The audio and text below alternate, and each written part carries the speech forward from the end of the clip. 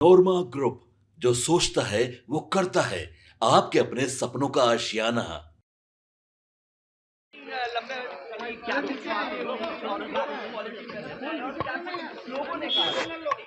एक एक तो मैं आप लोगों को बता दूं कि बिहार की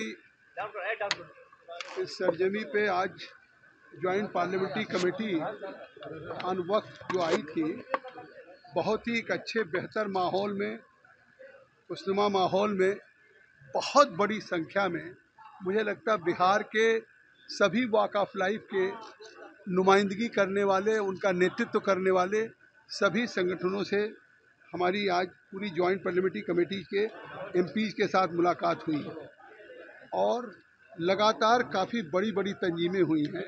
मुझे खुशी है कि इस शहर की हमारी बड़ी संख्या में जो विमेन इंटेलेक्चुअल्स हैं, जैसे डॉक्टर जरीन रहमान साहिबा हैं, निखत हैं, नुसरत हैं, डॉक्टर शाहीन हैं, रिजवान हैं, फ़ात हैं, नुजहत नहर है, अस्मा, तो इस तरह से वुमेन इंटेलेक्चुअल्स भी आई और उन्होंने भी अपना बिल के बारे में जो अमेंडमेंट प्रपोज है राय दिया।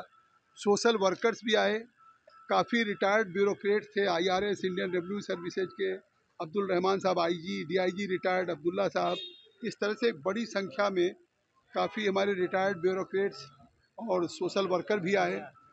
इसी तरह से खानका दरगाह के भी काफ़ी हमारे मौलाना आए जो सज्जादा नशीन हैं, चाहे फुलवारी शरीफ के हों, चाहे पटना के शरीफ के हों या गया के थे, और कई कई ज़िलों के लोग आए।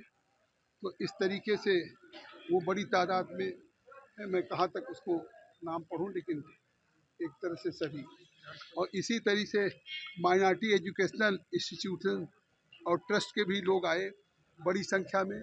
बिहार वक्फ बोर्ड के भी चेयरमैन जो हमारे, और सिया वक्फ बोर्ड के चेयरमैन, सुन्नी वक्फ बोर्ड के चेयरमैन और सभी CO, यहाँ के मोहम्मद सुहेल साहब जो माइनॉरिटी डिपार्टमेंट के सेक्रेटरी हैं, उनके जॉइंट सेक्रेटरी वो थे।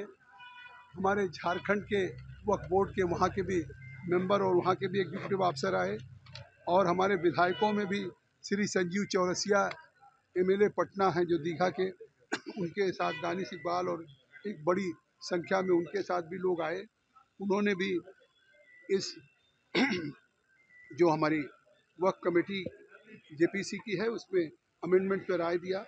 हमारे खालिद अमीन साहब सेक्रेटरी हैं डिस्ट्रिक्ट औकाफ कमेटी गया के, वो आए थे।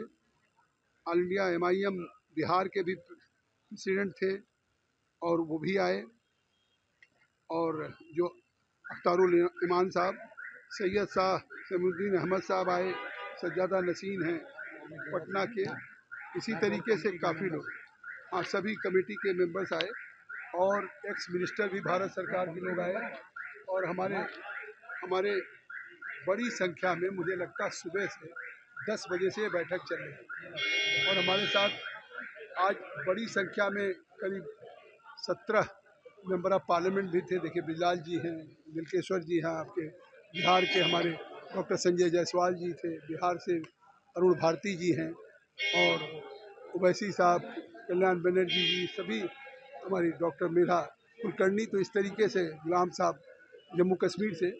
तो इन लोगों से पूरे डिटेल सुबह 10 बजे से लेकर के अभी 6 बजे तक ये बैठक चली है।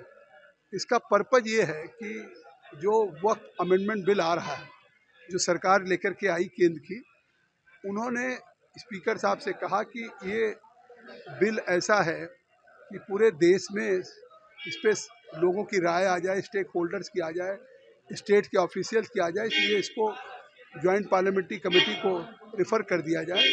तो स्पीकर साहब ने इसको किया। उसी सिलसिले में हम आज पटना में हमने बिहार के सभी ऑर्गेनाइजेशंस के लोगों की JPC के बारे में विचार सुने।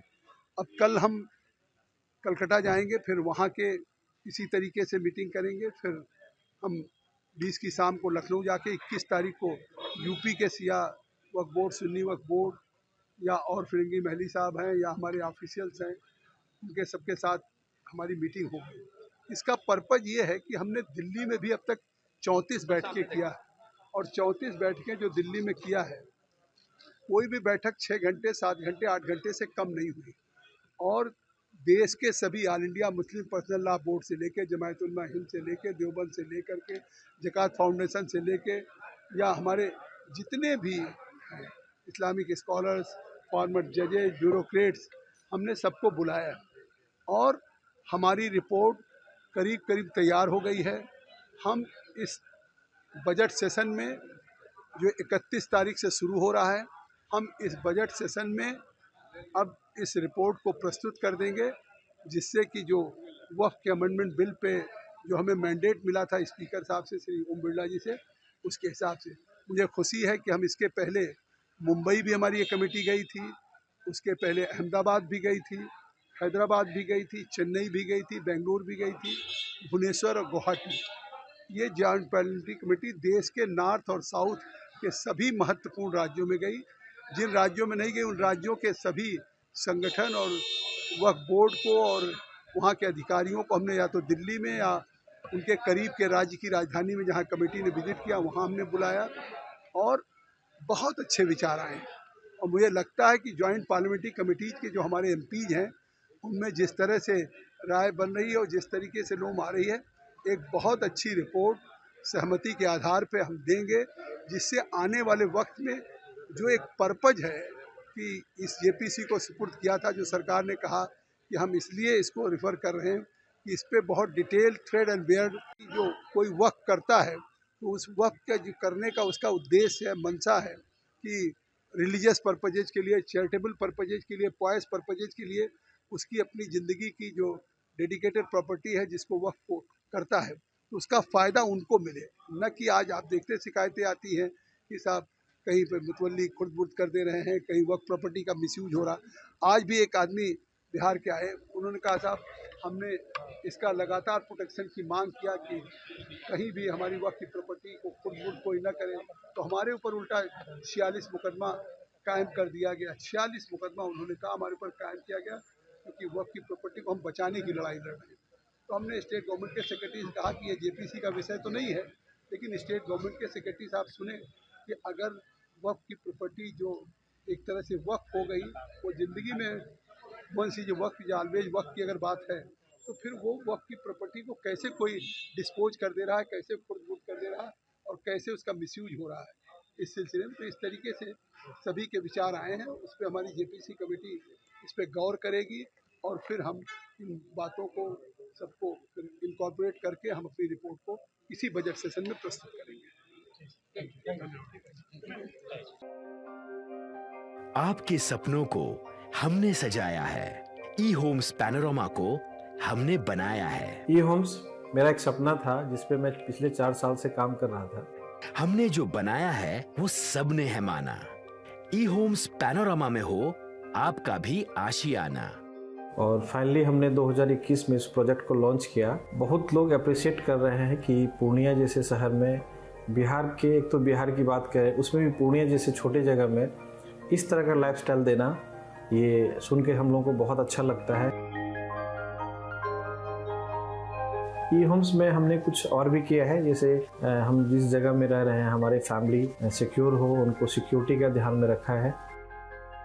आपकी सुविधा और सुरक्षा आपके लिए खास है, ये आपका विश्वास है। इसमें आर्टिफिशियल इंटेलिजेंस का 7 लेयर सिक्योरिटी का हमने इस्तेमाल किया है। लस ग्रीन कैंपस को बनाया है, यदि हमारा बाउंड्री वाल है तो वो वर्टिकल गार्डन है। ये जितनी भी फैसिलिटी होता है एक इंटरनेशनल टाउनशिप में ई होम्स है, ये हम लोग विश्वास नहीं कर पा रहे हैं। जो भी हमारे मित्र दोस्त या जो भी हमारे बाहर के बाहर आते हैं तो हम लोगों को बहुत अच्छा सुनने को मिलता है और बहुत अच्छा क्रेडिट मिल रहा है। वो सारा हमने सिर्फ एक बिल्डिंग नहीं बनाया, हमें एक बहुत अच्छा लाइफस्टाइल दिया ई होम्स में, और मेरा एक सपना था जिसको मैं आज फुलफिल होते हुए देख पा रहा हूँ। ये आपका आवास है। ई होम्स पैनोरमा में अब आपका निवास है। E homes Panorama, luxurious lifestyle redefined. Panorama group, जो सोचता है वो करता है। अगर ये वीडियो पसंद आई और वह बिहार के राजनीति और बिहारियत से सरोकार रखेनी तो सब्सक्राइब बटन दबा के चैनल के सब्सक्राइब कर ली। ओजे एगो घंटी बा, ओकरा बटन दबा देला से कुल सटीक और मारक खबर रुआ मुफ्त में मिल जाई। अगर रुआ पत्रकारिता के हमनी के नया प्रयोग में सहयोग कर चाहतानी तो ज्वाइन बटन दबा दी। पेटीएम नंबर नोट कर ली 9386816816